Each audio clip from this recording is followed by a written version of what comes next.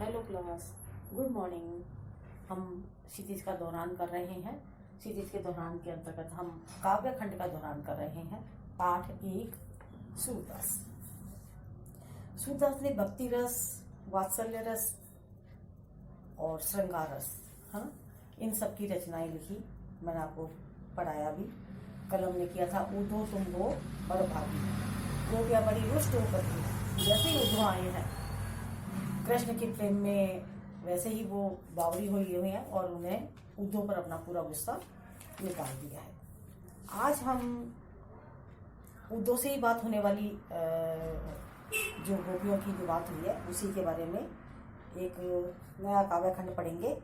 हमारे हरि हारिल की लकड़ी। हमारे हरि मतलब हमारे जो हरि हैं, हमारे भगवान है या हमारे कान्हा है। हारिल की लकड़ी, हारिल एक लकड़ी होती है, मतलब हारिल एक पक्षी होता है जो लकड़ी को अपने पंजों में कस के रखता है, किसी भी कंडीशन में वो नहीं छोड़ता है। हारिल पक्षी की विशेषता होती है वो अपने पंजों में लकड़ी को फंसा के रखता है। मन क्रम वचन नंद नंद उर, यह दृढ़ करी पकड़ी, जागत सोवत स्वप्न दिवस निसी, काना काना जकरी, सुनत जोग लागत है जो जो जो करवई ककरी, तू तो व्याधि हमको ले आए, सुनी सुनी न देखी सुनी न करी, यह तो सुरह तिन्हें से सौंपी, जिनके मन चकरी। कह रहे हैं, गोपियां कह रही हैं उद्धव को कि हमने हम अपने जिस तरह से हारिल पक्षी अपनी लकड़ी को कभी नहीं छोड़ता, उसी तरह से हमारे हरि हमारे लिए हारिल की लकड़ी है। मन क्रम वचन नंद नंद उड़ लिए, यह दृढ़ करी पकड़ी। जैसे हारिल पक्षी अपनी लकड़ी को पक्का पकड़ लेता है, किसी भी कंडीशन में वो लकड़ी को नहीं छोड़ता, उसी भांति हमारे भी मन में, तन में और अंग अंग में भगवान कृष्ण बसे हुए हैं। दृढ़ता से हमने उनको थाम लिया है, अब हम उनको छोड़ने वाली नहीं है। हमने उनको जकड़ लिया है तो हम छोड़ने वाली नहीं है। हम मन से, क्रम से, वचन से, सबसे कान्हा की हो चुकी हैं। जागत सोवत स्वप्न दिवस निसी, कान्हा कान्हा जकरी। सोते जागते उठते बैठते हमें केवल कान्हा ही कान्हा दिखाई देते हैं और कोई नहीं दिखाई देता। अब तुम हमारे लिए जो योग साधना का लेके आए हो, सुनत जोग लागत है ऐसो, जो करवई कर दी। ऊपर से तुम इतनी हम परेशान, ऊपर से तुम हमारे लिए योग का संदेश लेके आए। योग हमें कड़वी ककड़ी के समान लग रहा है। योग जो है वो हमें कड़वी ककड़ी, जैसे ककड़ी खाने से मन मुंह खारा हो जाता है।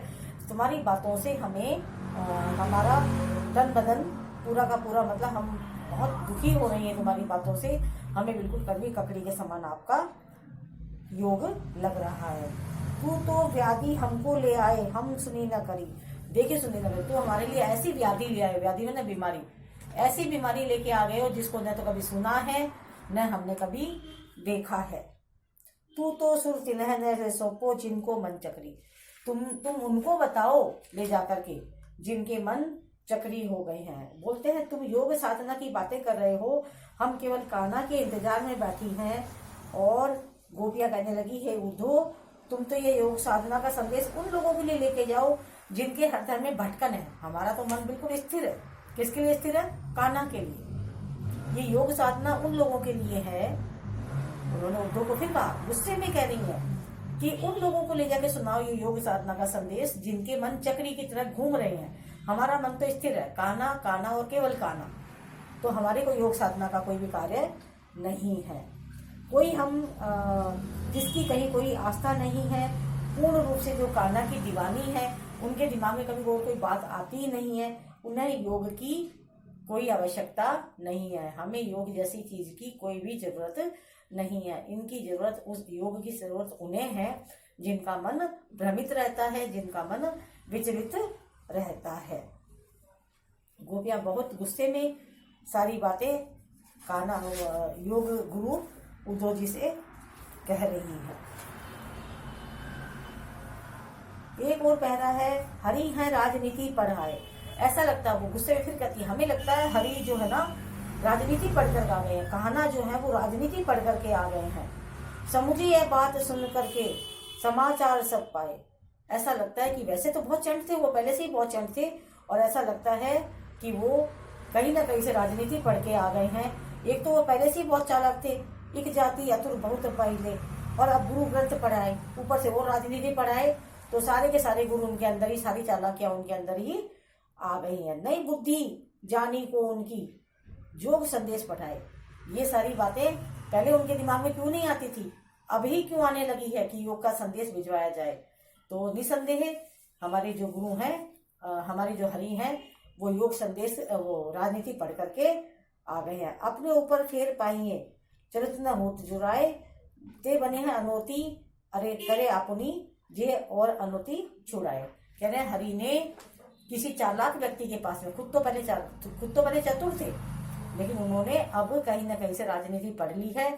उस राजनीति के ये साम दाम दंड भेद जो बताए गए हैं, उससे पता लगता है कि हरि ने राजनीति गुण हम पर भी अपना आजमाने शुरू कर दिए हैं। जबकि वो जानते हैं कि गोपियां केवल और केवल कान्हा का इंतजार कर रही हैं।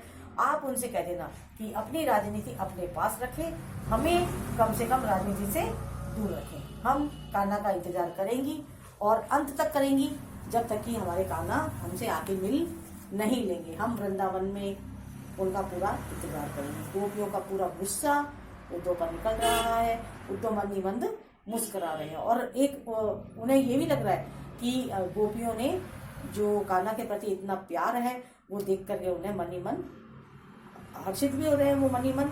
और उन्हें कुछ ये भी लगता है कि इन्हें थोड़ा सा और चिढ़ाना चाहिए, इसलिए वो बार बार योग साधना का नाम ले रहे हैं। आप इसे अच्छे से दोबारा से रिवाइज कर लीजिएगा। Thank you.